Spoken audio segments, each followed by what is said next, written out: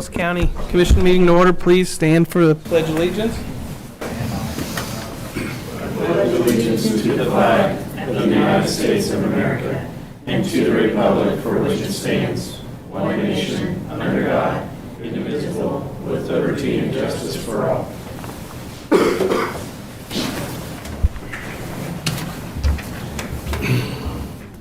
Okay, I'd like to thank everybody for coming, and if you can call roll, please, Bobby. Commissioner Nathan Liker. Here. Chair Neil Younger. Here. Commissioner Michael Burgess. Here. We have a quorum. Okay. The order of business stays the same.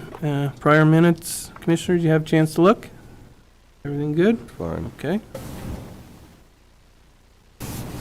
The consent agenda, everybody had a chance to look at that? I'll move we approve consent agenda items A through G. Second.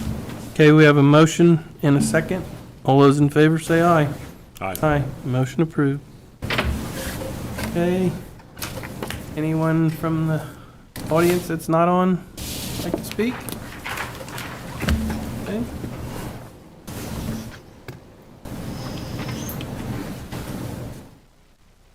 Okay, the CASA of the High Plains. Dan?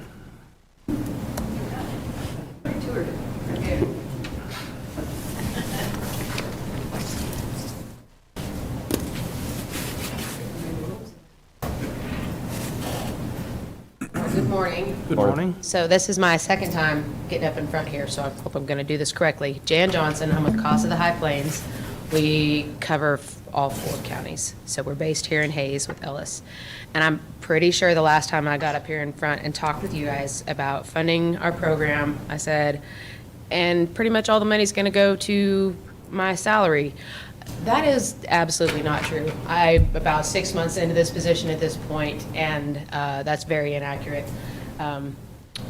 Volunteer folks, I mean, it sounds like free. It's absolutely not. It costs ballpark about $5,500 to get volunteers trained up and through the program. It's about about an easy 6 weeks, a little bit longer of training for them to get through, which costs roughly $5,500 per person. So we've already had 1 new volunteer through. So as far as how is CASA spending the money you have given us, that's one way.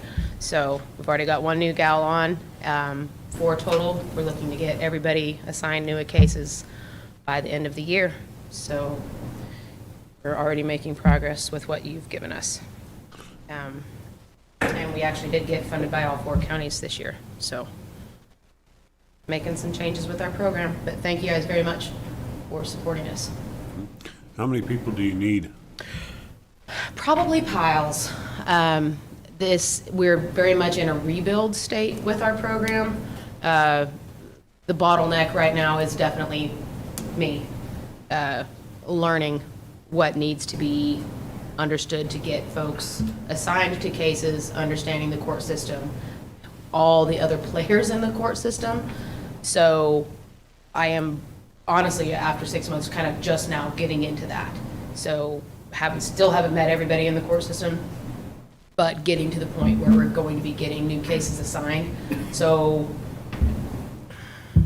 looking to get all 4 with cases assigned by the end of the year. So then I will be looking at getting new volunteers on, and then there's definitely cases to be assigned to volunteers if I can get the volunteers. It takes a grip of time to get volunteers through. So Okay, thank you. it's a decently lengthy process, so. That's very important that volunteers in our community volunteer. Like you say, it's tough probably to get some, but It is. I'm glad some of them are stepping up. I mean, I hope our community, and I've said this all the time, sounds like a broken record, but go volunteer for something. That helps our community out a lot. Very much so, yes. And so within that, we are looking to build our program. We are looking to get new board members on, and not just board members, but committee members, and get people active with our program to help us build that and expand it and get our name out and let people know that, we're here, we're trying to be a presence in all 4 counties. And and just to grow the name and have people aware that it's there, and people can request it. You know, parents can ask for a CASA to be assigned, foster parents can ask for a CASA to be assigned. It does not just have to come from the judge or from the DA or somebody within the legal system to say, hey, we're going to assign you. Someone can request it. So to have people in the, in the communities understand that is what we're here for. So. Well, thank you for the clarification for our whole community and whoever's listening, and Yes. the word will get out that, Here's hoping, yeah. Yeah. But thank you all very much for supporting us. Thank you. okay, thank you. You bet.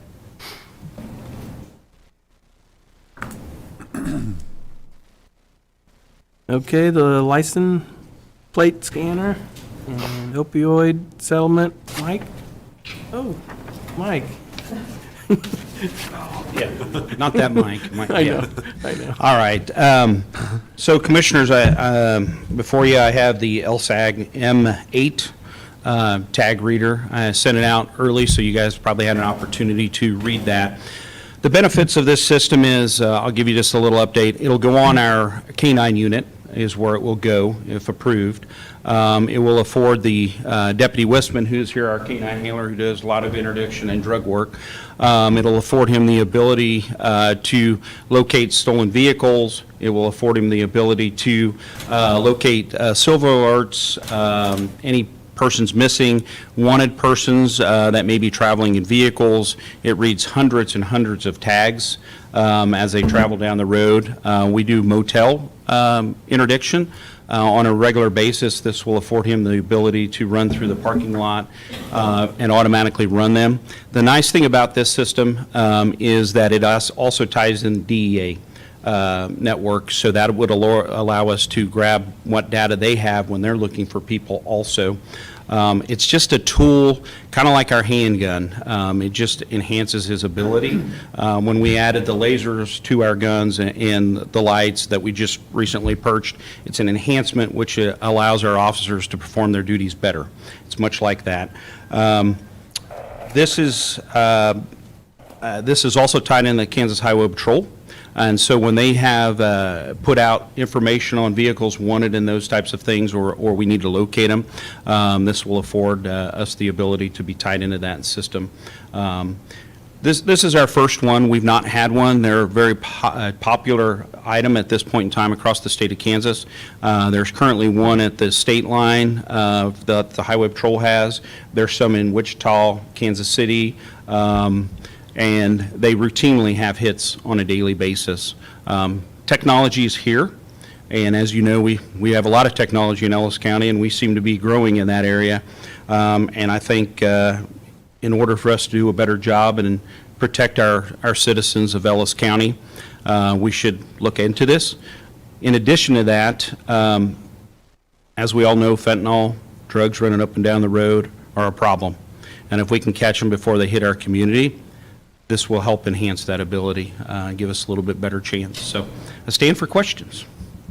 Well, I'm all for the safety aspect of it. I'm going to ask on a couple other Sure. portions. Recently, the Kansas Highway Patrol was reprimanded by the state court on how they were interdicting some people. Sure. Will this have any ties to those procedures that were used? So that is being appealed currently. I don't know if you're aware of that, but that is I currently. was unaware of that. Yeah, it is being appealed. We will not change up our process because it's just an opinion at this point in time. The courts have kind of ruled on it, but they're still reviewing it, to my knowledge. They call it the Trooper two-step is what they're referring to. We have never had a problem within district court in regards to our interdiction practices. This will actually help us potentially avoid that. So it actually could create definitely reasonable suspicion of a vehicle's hit on, that there's intelligence and these tags and people are put within the system. It enhances that and may even reach the level of probable cause for us to stop them and interdict them and stop those drugs from running up and down the road or a wanted person. Kind of uncharted territories, so we will see what the courts come up with at a later date, but this still will be of use that we can utilize this without any problem, regardless of what the outcome of that court. we still develop reasonable suspicion, whether it's an infraction or those types of things, if there is, and we make a traffic stop based on that, and we go on with our investigation from that point on. Okay, well, and this is more or less a new form of AI technology. That's kind of the buzzword in the, now. Do you see any potential causes of problems for people who are not involved with the drug portion? No, because... Is there anywhere where this could go sideways and interdict people who seemingly, I'm looking for the word, that would never get picked up, would never have a problem, but could be interdicted? So regardless of our technology, we still got to be cops. We still have to investigate. If a car was stopped inadvertently, that there was something entered wrong into the system, I would like to believe that Deputy Wistman would quickly deduct that and kick him on down the road and be honest with him and tell him, hey, the reason I stopped you is this vehicle is showing that there is you're wanted or something to the effect of that, and that we're able to get them down the road. With technologies, there's errors sometimes, and we deal with those on a daily process, but this is probably less likely to have errors than the human factor. We just have the human factor on the backside that has to enter this information. We hope that it's right, but we'll do our cop duties. We'll make sure we investigate those and we'll deal with those. But it's a good question. Okay, thank you. Is that the brand that we're getting? Is that something that you're familiar with, or is that what other? Yes, a great question. So there's a couple of different ones out there. The reason we went with this one is that it is tied in with DEA and the Highway Patrol. That Kansas Highway Patrol, that's the system they use too. It seems crazy to use another system that we on a regular basis work with the Highway Patrol, as we all know, and with DEA is a good source for us. It will give us some insight when things are happening, and that we currently get phone calls to watch for vehicles. Now this will be in the system, and we'll be able to take a look for those down the road at a lot better chances of interdicting them or stopping them if they're a wanted person for homicide, etc. So. Okay. Good answer. That way our city folks and our county folks know that we're working together, so. Correct. Appreciate Yes. that. Any other discussion? Not for me. Yeah. Well, thank you, Scott. Yeah. With that, I'll motion the purchase of the LSAG M8 mobile system for $22,222. With $10,000 from the sheriff's office capital fund, and the remainder of $12,222 from the opioid fund. Second. Okay, we have a motion and a second. All those in favor say aye. Aye. Aye. Motion approved. There's a lot Thanks. of twos. Thank you. I appreciate it. Sheriff Brown, you have some personal news I'd like you to. Well, I guess. Oh. So, as you're probably aware, I will be the president of the Kansas Sheriff's Association in 2024, which is an honor to be selected by my peers, sheriffs across the state of Kansas, and I'm very excited about that, and at the same time, a little bit nervous. Those are pretty big shoes to fill, but I actually spoke with our executive director, Sandy Horton, and asked if we'd had any other sheriffs from Ellis County in that position. And I was shocked that I am the first one for Ellis County to represent the Kansas Sheriff's Association as president. So, Very good. all right, thank you. Good for you. Congratulations. Congratulations. That's, last week it was Darren, and now you. Ellis County is going to be on the map. Yeah. I appreciate it, Scott, all We you've have- done, and I appreciate your support. Always, you guys are great. So thank you very much. So, all right, have a good day. all right, you Thank you. too. Thank Thank you. Okay, the Public Works Building change order. Darren? Morning, Commissioners. Darren Myers, County Administrator. Before you this morning is a discussion and a decision to make on the change order for the Public Works facility. As the commission is aware, the award was the bid was received and awarded to PwC Incorporated here in Hayes. After the contracts were signed and the general contractor then decided to start working with their subcontractors to get everything signed for the buildings, for the electricians, plumbing, et cetera, concrete work, metal building. One of the subcontractors noticed that part of their bid was omitted out of their bid that was submitted to PwC.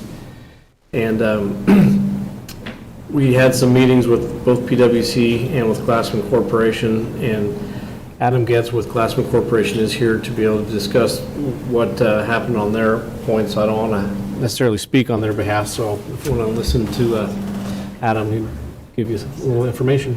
Good morning. Adam Getz with Glassman Corporation. I'm the construction coordinator for them. During the contract review portion of this project, and going over numbers for our schedule of value, we found that in our bid recap sheet, which is our cover sheet that gives us all the numbers and compiles all the data for us, basically in an Excel spreadsheet, all the mechanical equipment, ductwork, and accessories had been zeroed out, which caused $350,000 of our bid to be eliminated from our final proposal. We have taken steps to make sure that this doesn't happen again. We have locked down the Excel spreadsheet with a password protection that only the highest level at Glassman has, so this should not occur in the future. But the $183,000 that we're asking for is basically to bring us back even with cost and allow us to do this project for you.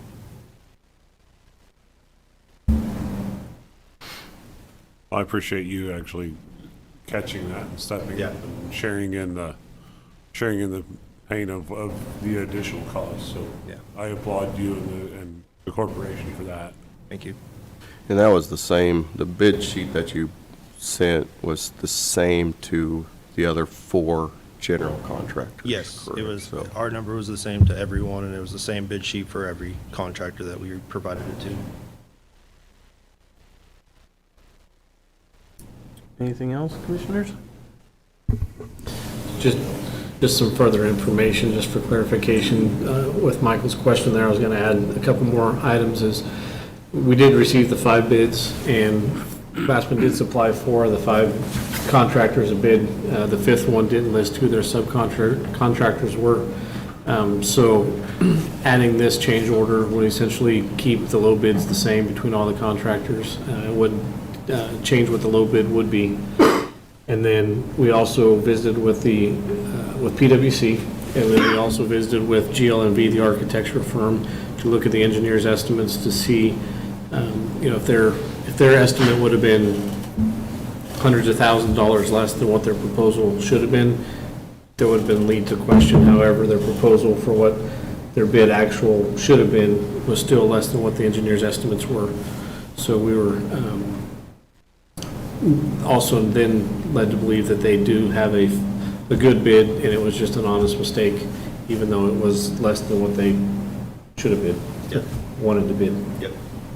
And I guess one question I will ask is for public knowledge, but we're going to go ahead and share in the difference and discrepancy of the bid. There will be no, classify it. There won't be any cost savings that come out to show, not poor workmanship, but there won't be any cost savings to No. accommodate some of this. No, we're not giving cost savings to cut any corners or make anything easier for us. This is to do it just like we had originally planned, and it's just to bring us back to even, and we don't feel like anything more than that would be fair to the county or anyone for the community. Okay, thank you. Yeah, I had also talked to Mr. Glassman about that, and,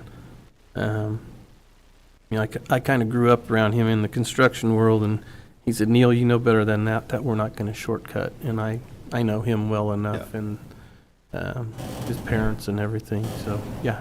Yeah, we have You not guys changed do- anything to our scope or our material used. Okay. Okay. Very good. Thank you.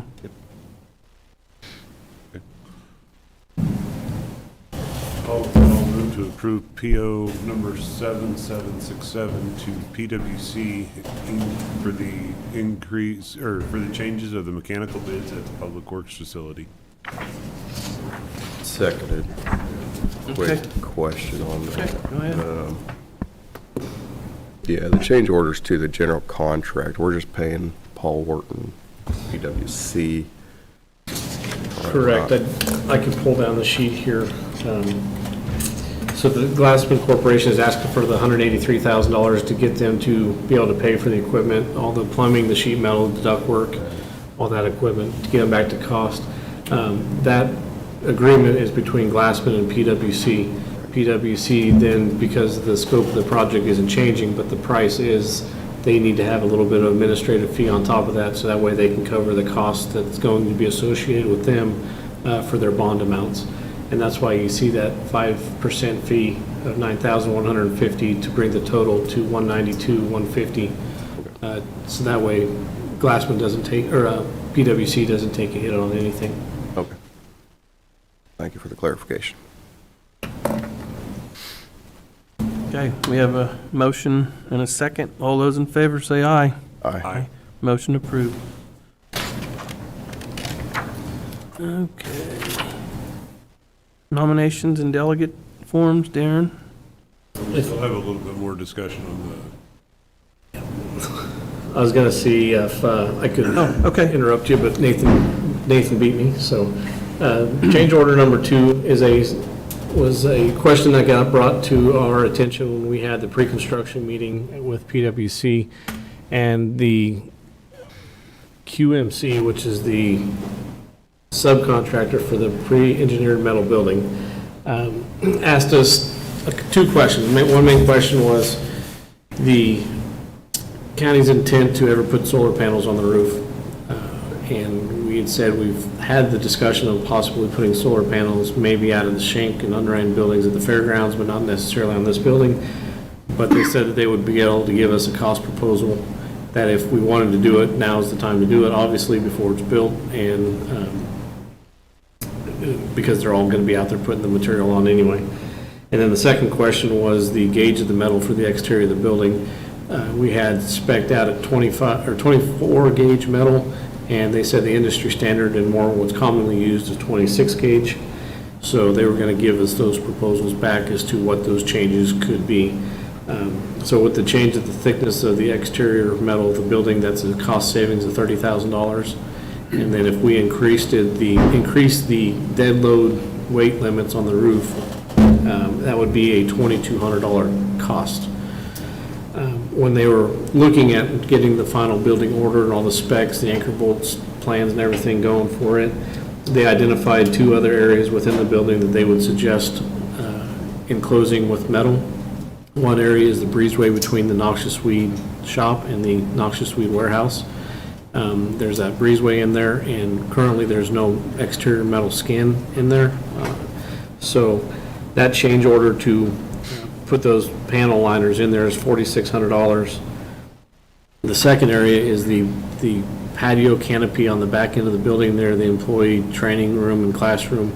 There's no paneling on the underneath side, which then would also allow bird nests and everything to build and enter that part. And that change was a $2,400 expense. So if you were to like us to move forward with any of this, we would essentially, no matter how you look at it, as long as you accept changing the gauge of the metal, which is a $30,000 savings, if you accepted the 3 other additional items, you would still be saving about $20,000 on the project.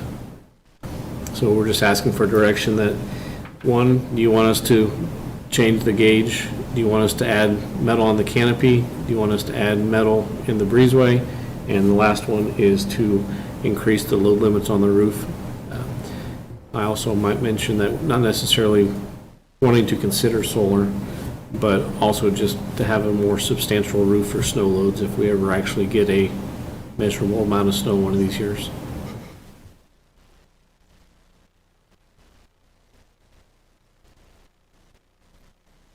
As far as on the roof, are we staying with the heavier gauge and then the sidewalls? I believe it was all the same gauge thickness all the way around. It's just the purlins that go in between all the main metal rafters are there to support more of the load for the mounting of the solar panels, if that were ever to get there.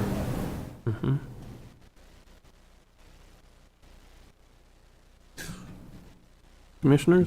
I think it's a minimal cost to at least afford, it may not be our commission, but future commissions or future standards of putting solar on some of these buildings. It's kind of the new direction that federal government has taken, and we maybe should be prepared for it. Also, with the canopy area and the area between the noxious weed shop, the breezeway, I know from experience on metal buildings that if you have things exposed, pests will find a way to destroy it. But I would like to ask though, and I didn't think about it until you were talking about it, Darren, will that breezeway have electrical outlets that are needed to where we can plug stuff in more or less if we need to utilize it for something else? I'm not sure if it's actually wired to have external or exterior outlets in there, but within that wall, there will be plumbing or chases, electrical conduit for the interior parts of the building. So that it wouldn't be exposed wiring, it's all Right. conduit, but there will be, There'd be room to, maybe we could tie something in, because if we enclose it, it would make it a more usable space. it was large enough, you all remember, when you had your review of the building, we made that space a little bit wider. So essentially, if it ever did get closed in, that you could park vehicles in there. It was wide enough for a grader or a maintainer or something, trucks. I don't know if it was necessarily that size, but you might have enough size for pickups, the weed, that the noxious weeds department could fit in there. Gotcha. I too like the idea of skinning that breezeway, but we're gonna do it right and make the appearance, the rest of the buildings, a beautiful building, so you may as well skin the breezeway also, and, like Commissioner Liker said, let's put outlets in there right away. They're there. It's easier now than later, or have it surface mounted, so put them in there. And the gauge of metal, yeah, that, no matter what, when the hail comes through, it's all, our quality of our stuff has went down, as everybody knows, but most of the time your insurance is going to say it's a cosmetic thing anyway, but unless it penetrates clear through. And as far as beefing the roof up, I'm good with that. Let's make it stronger, and if future commissioners want to do it, they have it right there for them. Yep, works for me. I think these are fine changes. So essentially, it'll be a cost reduction. The 3 additions would be a total of $9,200. So if that's the case, if we select all 4 options here, you should have a $20,800 reduction on the project. Hopefully the trend stays that way on cost reductions rather than cost increases, but that's the case of the commission. I'll let the contractor know, so that way they can get that ordered with the rest of the building. Do we need to make that a motion to accept change order number 2? Okay, well, then I'll make a motion to accept change order number 2 with all 4 options presented. Second. Okay, we have a motion and a second. All those in favor say aye. Aye. Motion approved. Thanks, Darren.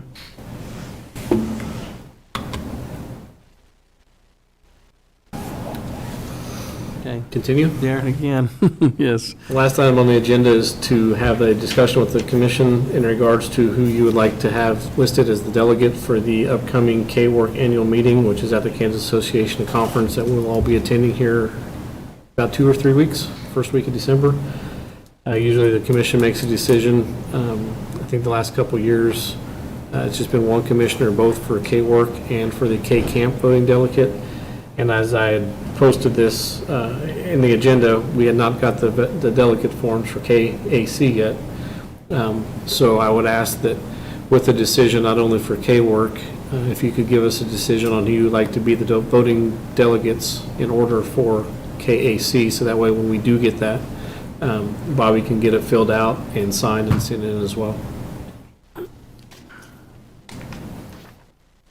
And then the last piece, I guess, not to contemplate it more, or complicate it more, is the Northwest Kansas trustee for K-Camp. There's a nomination form on there.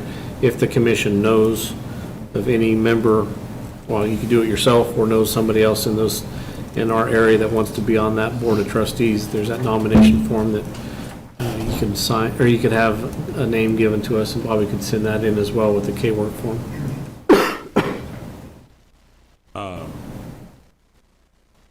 Couldn't we nominate Neil as our voting delegate at KAC I think. Last year? Yeah, this year? we nominated him for something here recently. No, we we just we just nominated Neil as our voting delegate. Okay. And I'll alternate. KC. Yeah. Yeah. And then I think Neil, or Nathan looked at it last night, the meeting for the K-Work meeting is that Tuesday night at 5:30 PM. Are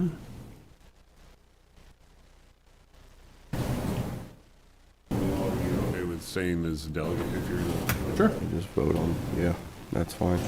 I'll nominate Neil as our voting delegate for K-Works. Okay. Seconded. Okay. All those in favor? Say aye. That's what I get for coming here. Do the heavy lifting. Okay. County Administrator report, Darren? I've got nothing this morning, just a reminder, be at the radio station tomorrow morning for the radio show. It's Commissioner Liker's turn, so I wrote it down this time so I didn't have to call you later today. I will be there. Okay. That's all I got. That's all you have? Yep. Okay. County Commission reports? I had a good meeting with Darren and Brendan last week over some direction of some equipment, so look forward to bringing that at a future date. Okay. Nothing from me today. Okay. I did go to the City of Hayes meeting last Thursday, just to let all the community in the county know that we were actually talked about as a county, which in a good way. They are going to take some more ownership of some roads north of, on, I guess I call it the 41st North there, north of 48th Street. So I guess in the future, I'd like to discuss the widening of that road. Maybe we can work partnership in some of that. I know we just gave them ownership of it, but maybe if we can help them do a portion of that, because it is very narrow, as we all know. Yeah, and they've all, agreed, if anybody's been following, to help out on the trash, which we had the letter from Mr. Kennedy on that, but a good meeting. They talked about us quite often, which I was very, very pleased with that. Good meeting. Then I did last night go to the Shenshin meeting, so they're going to come with us for that, asking for help to chip seal, so they're getting closer on that. And then they are going to send us a letter for that property that they want to take ownership of down there. So them letters should be coming. Then I'd also like to thank Bobby for running a good election and your staff. That's all I have. Okay, meeting will adjourn at 9:04. So the alternate for the